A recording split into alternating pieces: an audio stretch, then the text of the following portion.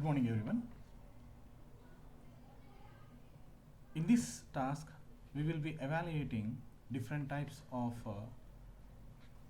security frameworks, cyber security frameworks that are followed by organizations. There are plenty of frameworks that are available in the link that is mentioned here. You just go to the link, press Control and click.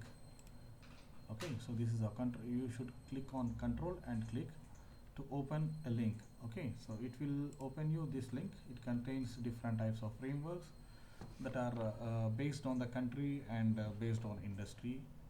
So usually, like for example, if it is a company that is operating in New Zealand, it should follow its own security requirement framework. So you need to select if your organization, if the organization is Puma, and Puma organization, if it is mostly operating in US, it should follow US standard, maybe NIST.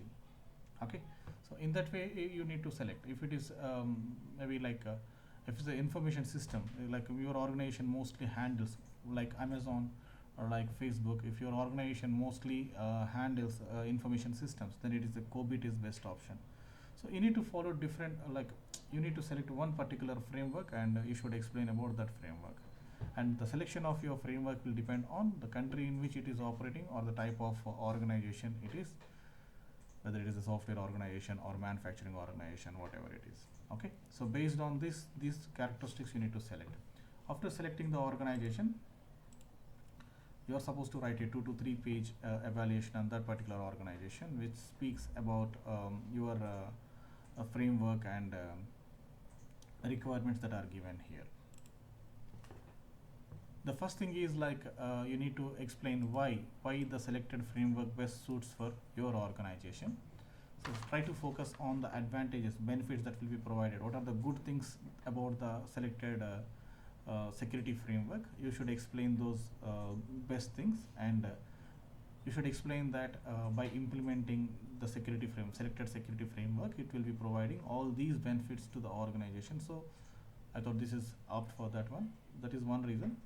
Primary reason is your selection is based on the country in which it is operating, or maybe based on industry standard. You should say that if you use like as the organization is located in US, if the framework that is recommended by the US is followed, then what happens? It will be obligating all the legal aspects, security aspects, and main constraints that will be raised by the government of the country in which your organization is operating will be obligated. Okay, so that requirement will be satisfied if it follows that particular framework. Second thing is explanation that is provided, like maybe what are the benefits, what are the positive things that the framework will have that will be inherited by the organization. So these two things are very important things to mention.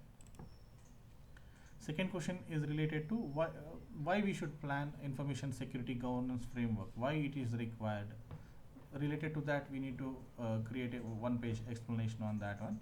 So it's very simple. See, without any framework, we can manage security without having any structured format of what to do, how to find framework. We can do it, but it will become a complex. So we should have certain framework to understand how security issues should be identified, and what kind of precautions should be taken to overcome those security aspects, and how to react to the security issues when they rise. That should also be discussed. So okay, if we have a structured framework, we will be having information readily available to handle the security issues, manage them, mitigate them, respond to the security issues that are raised.